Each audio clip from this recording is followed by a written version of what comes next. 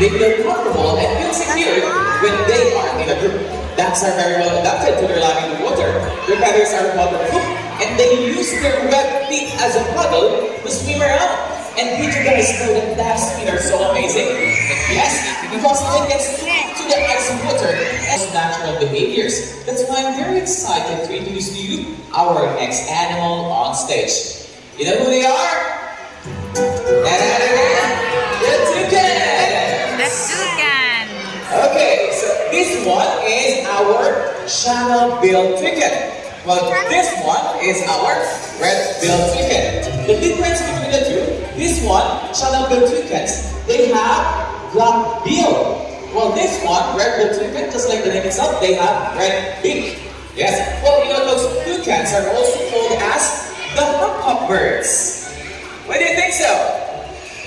Well, it is because toucans have to flap their wings really hard just to travel for short distances. Just like that. They're having a hard time to travel from one perch to another. Okay, come on down, show them how you do it. They're hopping on the tree branches rather than flying through the air. With that, ladies and gentlemen, put your hands together for our toucans. Alright, here they come. Look at this. Whoa! Alright, this one is our red-tailed block cockatoo. Well, Cockatoo. white one is our Lucan cockatoo. Okay, and where are the others? Okay, let's just look for them. Oh, we have our major beetles right here. Well, you know, those cockatoos can be found in many countries in Asia and Australia. Cockatoos are diurnal. Yes, meaning that they are more active during daytime. And they also have this crest on the top of their head, which they show whenever they are happy, angry, or excited. Well, they may look a little bit white right now, except for this one, but believe me, folks, they have the loudest calls among any other birds. In fact, we can hear their calls from almost 2 kilometers away. Imagine that. Okay, ladies and gentlemen, how about a nice round of applause for our cockatoos? Alright, now, as part of the Dubai Safari's making a cleaner and greener environment, around the park, you will see trash bins, which are divided into two parts, green for recyclable waste and blue for the general waste. Now, our ambassador for segregation will show you how to properly dispose the face mask, which is very widespread nowadays. Everyone, let's welcome Midnight! Okay, so Midnight. Its name is Midnight. There are face masks on the floor. What are you going to do with those? Fix it up and... Wow! Put it into the trash bin. Great job, Midnight. Okay, keep going. Okay, seems like he found some food right here. Alright, Midnight is busy. We're not done yet. I'm just looking for food.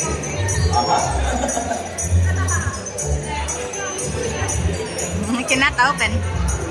Alright, what's that? Is it a toy? Okay, come on, Midnight. Show them. Alright, fix it up and... Whoa, there you go. Okay, 2 minutes ago, Midnight. Fix it up and put it inside the trash bin. Alright, last one, Midnight. Finish it.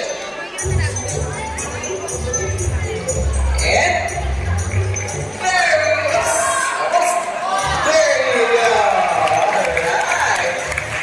Well, you know, folks, the thing you're in Dubai Safari is we taught Midnight how to throw garbage in a proper bin. Since then, Midnight has been a big help in keeping this area clean. A simple thing, yet a great help to our environment. If Midnight can do it, so can we. Again, ladies and gentlemen, I want a nice round of applause for Midnight.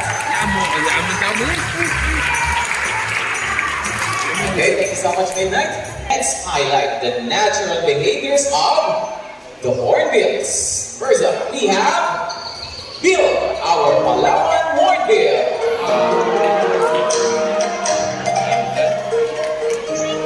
Well, you know, folks, they got the name Palawan hornbill because they are endemic in the Palawan Island in the Philippines. wings. And can you see that strange looking wing? Well, that makes them quite handy because they can have tools from trees just like human fingers. And it is big enough that they can catch food. Just like that. Oh, great job. Okay, try that one more time.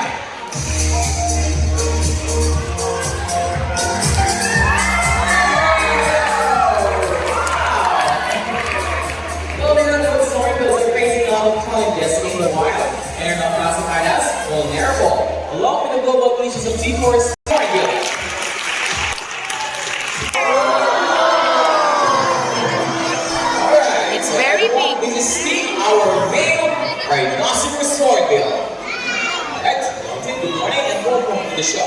And he's going to show you their unique nesting behavior that goes in the wild during breeding season. The female hornbill will lock herself inside a big cavity, covering it with rock and dirt, leaving a tiny hole so that the male will be able to pass the food inside.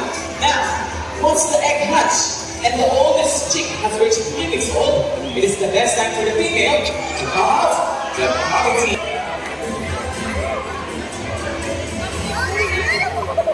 Right, now, can you see that big thing sitting on top of their wings? Well, that is what we call cast.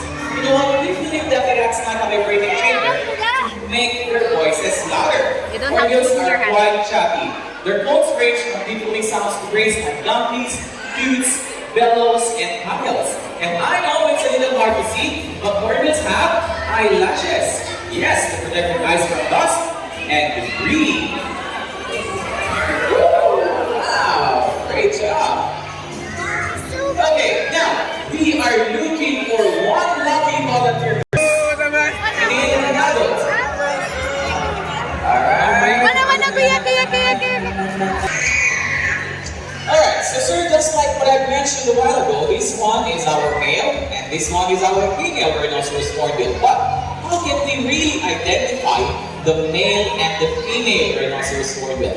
Okay, first, try to look at their size. Which one is bigger? That's correct. Males are bigger compared to the females. Next, what about the color of their eyes?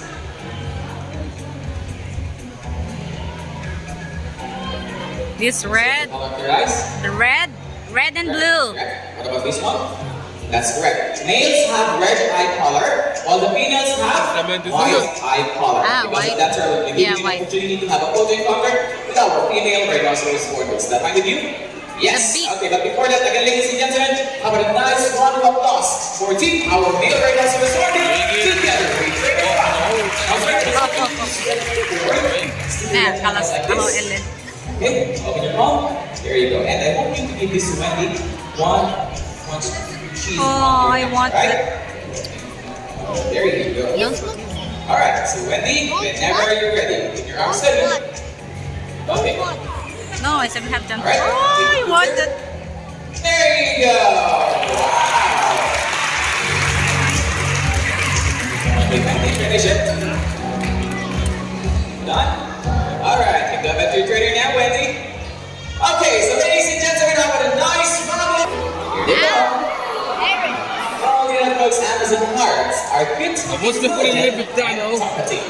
Well, they are very famous because of so many reasons. Yes, first is their size.